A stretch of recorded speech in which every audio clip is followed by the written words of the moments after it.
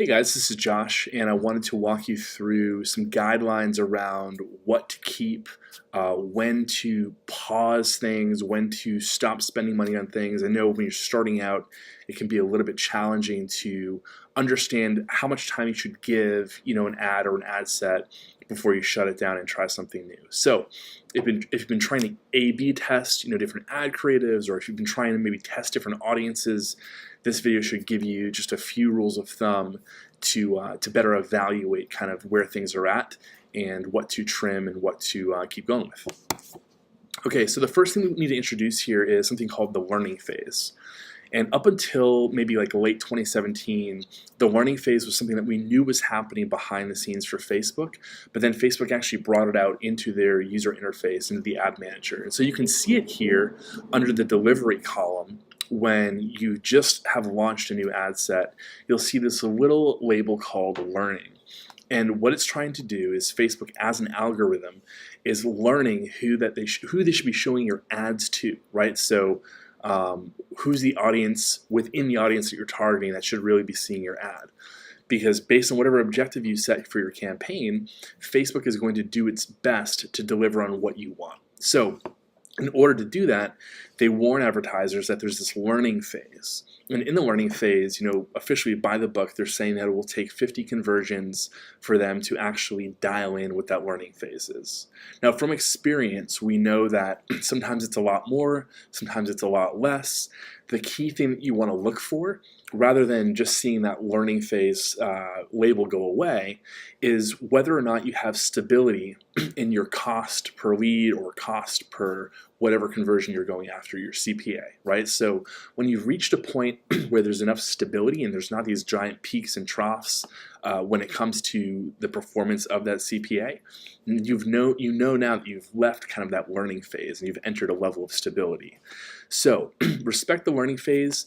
By respecting the learning phase, you want to make sure that you're not changing too many things like budget.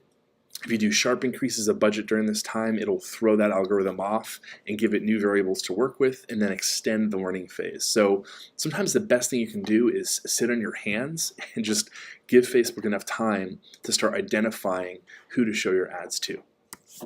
Okay, the second thing that you need to take away here is you really have to understand your context for conversions, right? So everybody's objectives within their campaigns are different. Some people are just going for a top of funnel, lead generation play. Others of you are using Shopify or you're selling some sort of e-commerce product and you're going for the actual sale. So you need to understand the context of what you're going after here for conversion and set your expectations appropriately. What I mean by is this: if you know that your average conversion for, let's say, a webinar registration is 15 or even 20 bucks, once you spend 20 bucks, if you don't have a conversion, you can't just shut this thing down. A rule of thumb that we'll often go by is make sure that you give at least 2 to 4x whatever your target conversion cost is in terms of total budget spent before you start, wildly shutting things down. Because the way things work on Facebook is that it takes a little bit longer in the beginning to dial in those first conversions, and then there's kind of an economies of scale, where the more you run your ad, the better Facebook is able to optimize and those costs will go down. But if you say, oh, my target is $25 and you've only spent 25, 30, even 40 bucks, well, now you probably haven't given it enough budget to actually perform. So we've added a few kind of benchmarks here that we've seen. Obviously, there's going to be outliers, but for an ebook or a white paper download, we've seen anywhere between $1 and $5 once things kick in and get optimized. Webinar registrations, depending on your niche, it could be $5 to $15. It could be a lot more if you're really, really focused. And then if you're looking for an actual booked appointment, like a scheduled phone call, expect anything between $25 and $75 a piece, and much, much higher if you're in a very specialized niche with a very high price point. But the biggest takeaway here is that you need to be reasonable about what you're asking of people. And oftentimes a good rule of thumb, besides that 2 to 4x your target conversion cost, is to understand that with more commitment required from somebody to take action, there's going to be more cost, right? So if you're asking somebody to make a sale, generally it's going to take a lot longer. If you're asking somebody to buy something really expensive, there could be a process here of, a buying process, a buying cycle, right? So the amount of friction or the amount of commitment you're asking for people is directly related to the amount of cost it will take to have them actually take that action. So know the context. Here's a few benchmarks that might help, particularly if you're in a lead generation space. Okay, and then when it comes to actually monitoring the performance of your ads and your ad sets, you need to understand that Facebook is going to automatically be showing your ads based on how they see them performing. So there is a part of the algorithm that will be, balancing more budget to the ads that they see performing at a higher level. That said, if you wanted to compare ad sets, so if you want to compare the audiences that you're targeting, here's a few kind of KPIs or key performance indicators you should look at. Essentially what we want to do in these early stages before you have a lot of conversions coming in is optimize for that attention and engagement.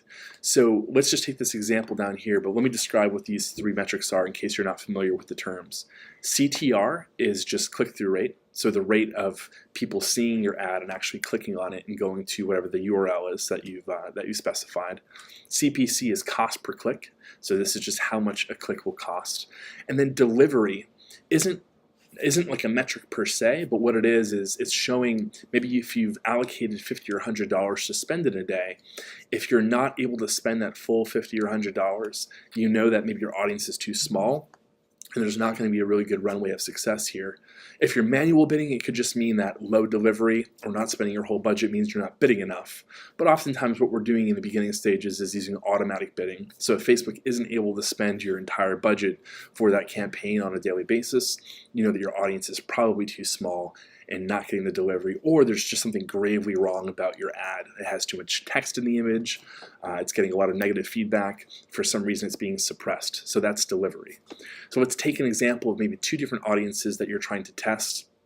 Ad set A has great click-through rate, it wins in that category, great cost per click, but really poor delivery. On the other hand, this audience over here doesn't have as good of a click-through rate, has pretty good CPC, it's on par, maybe it's tied with ad set A, and it has enough delivery, it's spending your full budget every day. We're going to go ahead and go to ad set B, unless there's something glaring that we can fix with ad set A. And by go to ad set B, I mean, we'll probably give it a little bit more budget, a little bit more attention. We'll start refining our creatives under that audience first. So early on, the key takeaway here is, in the absence of conversions that you can compare maybe one audience to another, try to look for those early signs of engagement. And the reason behind this is that when you have great click-through rates, when you have great engagement, and eventually after you've had 500 impressions, you'll get a relevance score. When you have really positive signs on all those fronts, it's going to set you up for success down the line because Facebook rewards you with lower costs per impression and lower costs per click.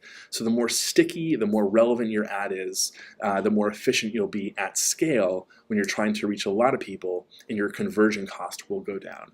So it's important to get some of these things down right. There's a few kind of hacks or tactics that you can follow to try to boost click-through rates and lower your costs. But just from a simple analysis standpoint, when you're comparing two things side by side, try to look for some of those early engagement metrics that are at the top of your ad funnel, right? It's starting out with attention and engagement. Okay, so that wraps this module up. What we want to do is make sure that you basically don't do things too fast. Let things run long enough that you're not killing them too early and not giving them a chance to actually blossom. But when there's blatant things wrong, in particular with getting click-through rates or getting engagement, you want to identify those things really early and keep refining, keep iterating on your creative or testing new audiences to get to an appropriate amount of click-throughs so that you have enough volume to work with and to actually see it if there's going to be enough conversions for that campaign for it to be profitable for you in the long term.